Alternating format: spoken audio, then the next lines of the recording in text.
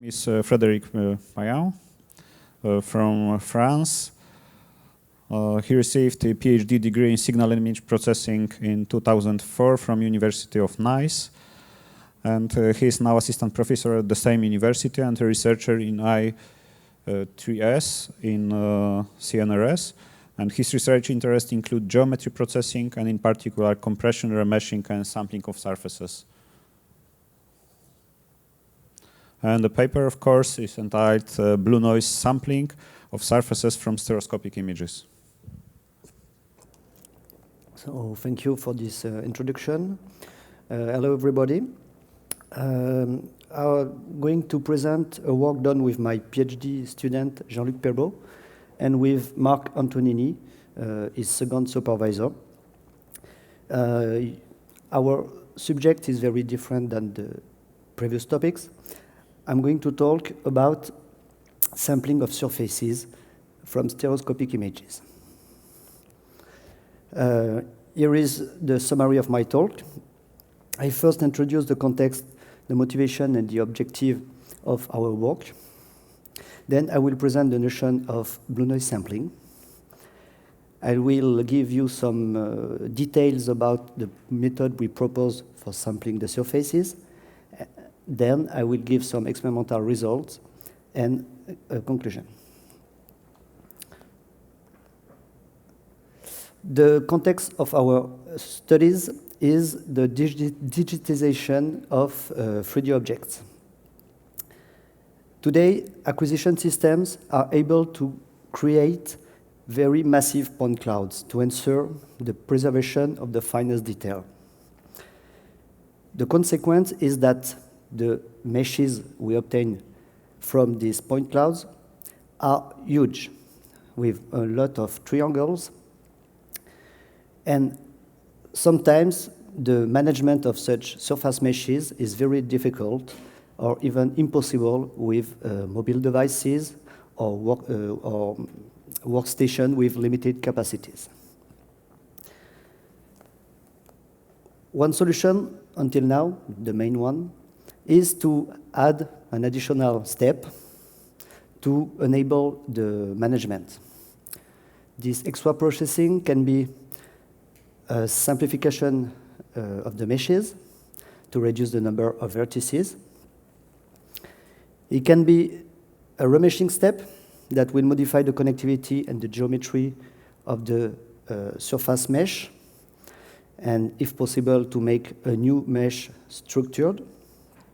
It will simplify the process. It can be a semi-regular remeshing, for example. And it can be also a resampling step that will change the position of the vertex onto the surface, and most of times it will also reduce the number of vertices. Finally, we can see that when we want to handle a numerical version of a physical object, there is a very long pipeline before the management. Moreover, the three main stages, acquisition, meshing, and resampling, for example, are done in 3 different devices or softwares. Our motivation during this research and the other ones is to simplify this long pipeline that is needed for managing any 3D data generated by acquisition device. Today, we only investigate the specific case of stereoscopic acquisition systems, and we only focus on the specific sampling called the blue noise sampling.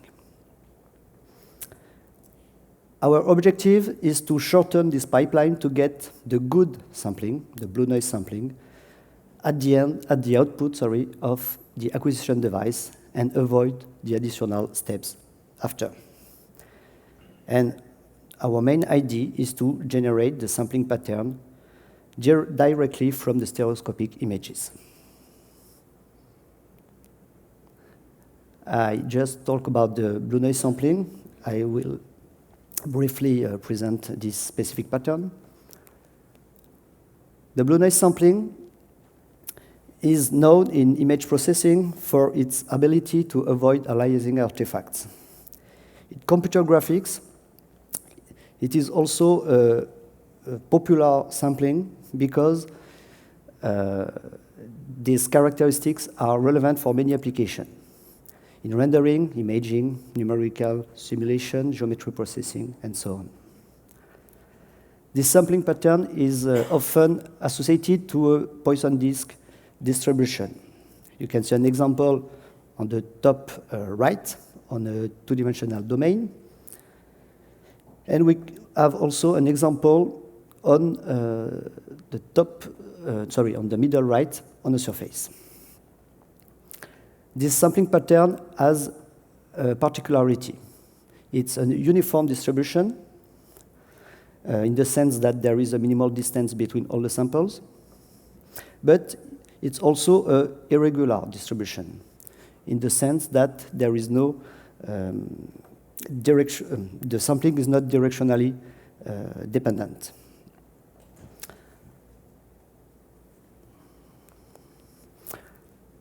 Until now, there are two kinds of methods to resampling surfaces, to resample surfaces. The first method is a direct method. The idea is to sample the surfaces directly in 3D space onto the surface. It's more accurate, but sometimes it's time-consuming because we have to compute some geodesic distance all over the surfaces between the samples. The second big family of method for resampling surfaces is the parametrization-based methods. Simple, but sometimes less efficient. The idea is to take the geometry of the surface, to project this information on a two-dimensional domain, to make the sampling in this domain, and after to go back in 3D space. It's simple because for the computation of the distance it's easier, but sometimes the sampling pattern at the end in 3D space may suffer from parametrization distortion. Now I will present the method we proposed with Marc and Jean-Luc. I remind you that the objective is to shorten the full pipeline. So we are going to find the good samples for the final surfaces from the two stereoscopic images. Starting from two stereoscopic images on the left, shot with the system shown on the figure left, we are going to make the stereo matching to know the part of the object we can't reconstruct. Then the second step will be a pixel classification. The goal will be to detect feature lines, to preserve them after during the sampling.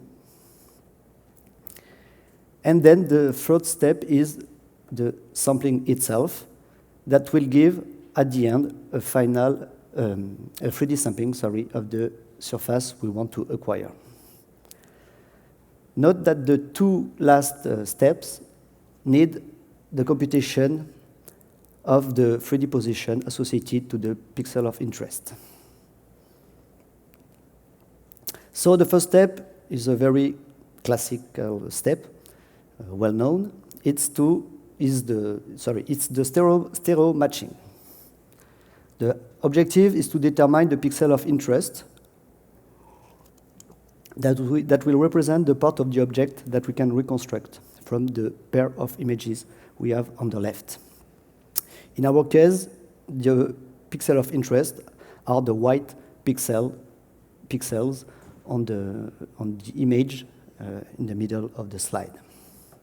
I don't give more details, it's a very classical step. The second step in our method is to classify the pixels in function of the curvature of the associated points onto the surface.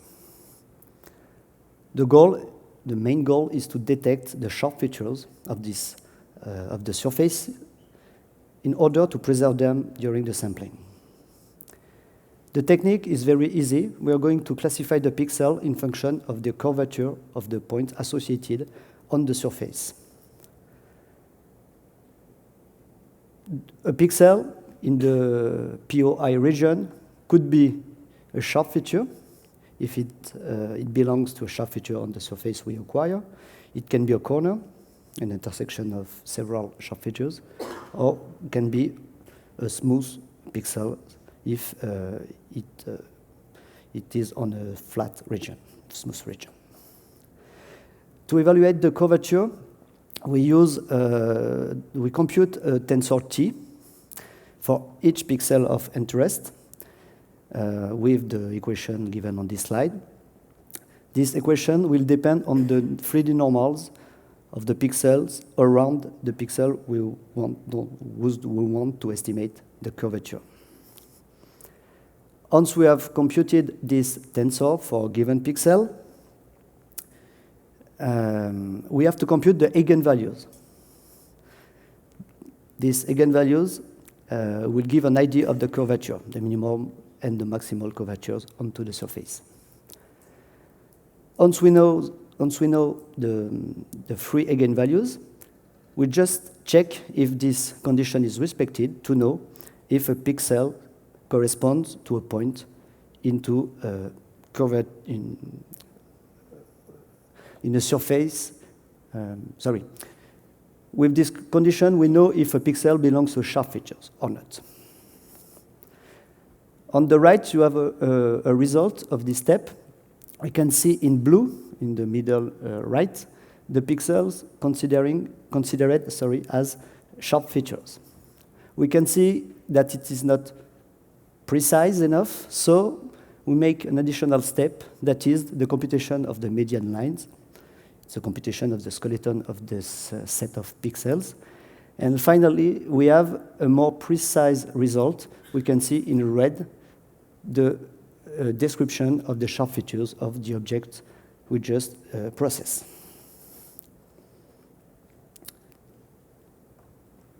Now we can begin the sampling. This technique is based on 3 steps.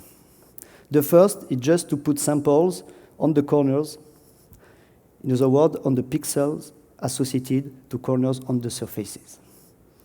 Then we will distribute some samples among the sharp pixels and then among the smooth pixels. Hence, we will preserve the sharp features as much as possible. To distribute the samples among the sharp and the smooth pixels, we use a very classical method called the dart throwing. The technique is easy to understand. We just have to pick out a sample on the domain randomly. We draw a disk around it for a given radius r.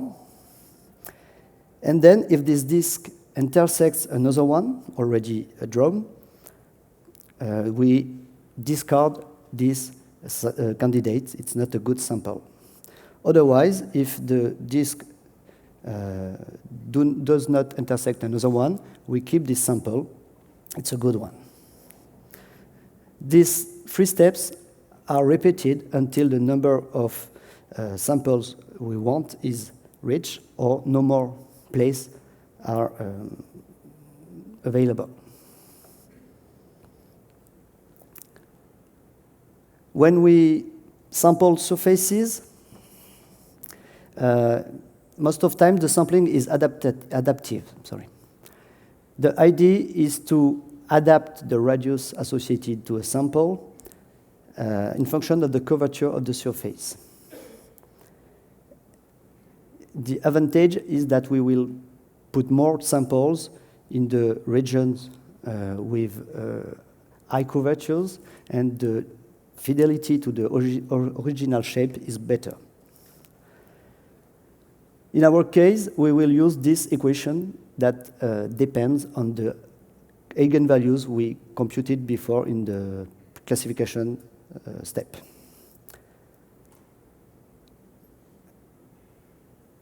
The last particularity of our method is how we compute the arrays of the disk associated to a candidate sample. For a candidate pixel, we use a region growing technique based on a Dijkstra algorithm to compute the surface in the arrays around a candidate. The particularity of our method is that this region growing is driven by the connectivity of the stereoscopic images, but we compute the real distance in the 3D space to have a better accuracy of the distance over the surfaces.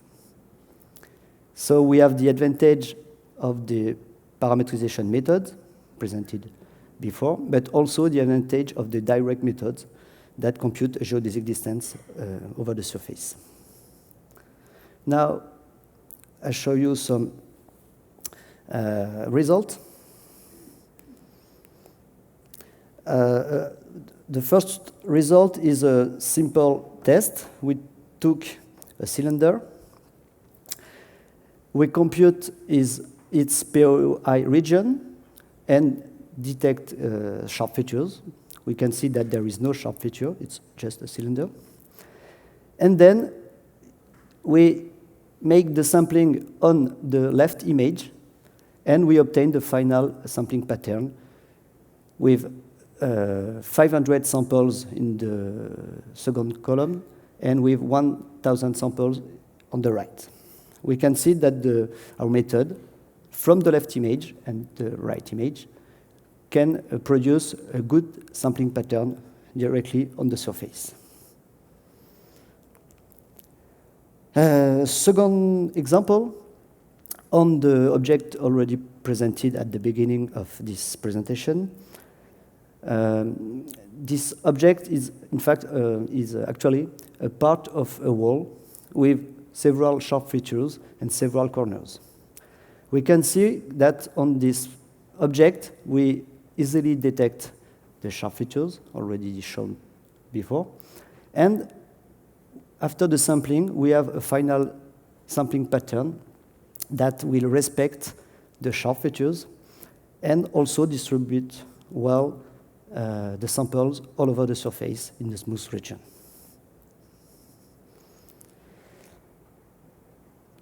I just gave some visual results, but I don't talk about the quality of the sampling pattern. I recall that we want a blue noise sampling, so we have to check if the features of such a sampling pattern is respected. For this, we usually use the periodogram of the sampling that represents the distribution of the distance between the samples. From this periodogram, we generally compute two features, two properties, the wraps and the anisotropy. The wraps will quantify the radial distribution of the distance between the samples. The anisotropy will evaluate the radial uniformity of the sampling pattern. In other words, we check if the sampling is not directionally dependent. The x-axis describes the distance between samples on the figure in the middle and on the right.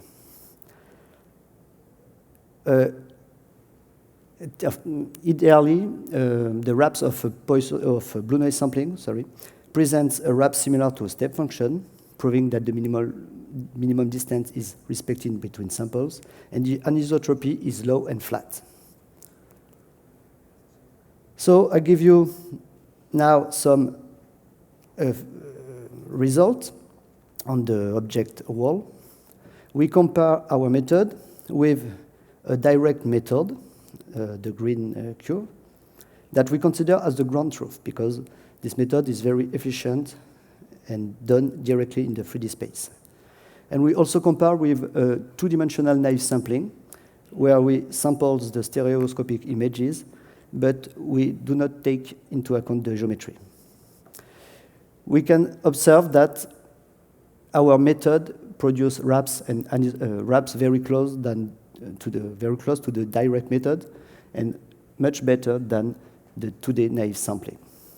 So to conclude, I can conclude?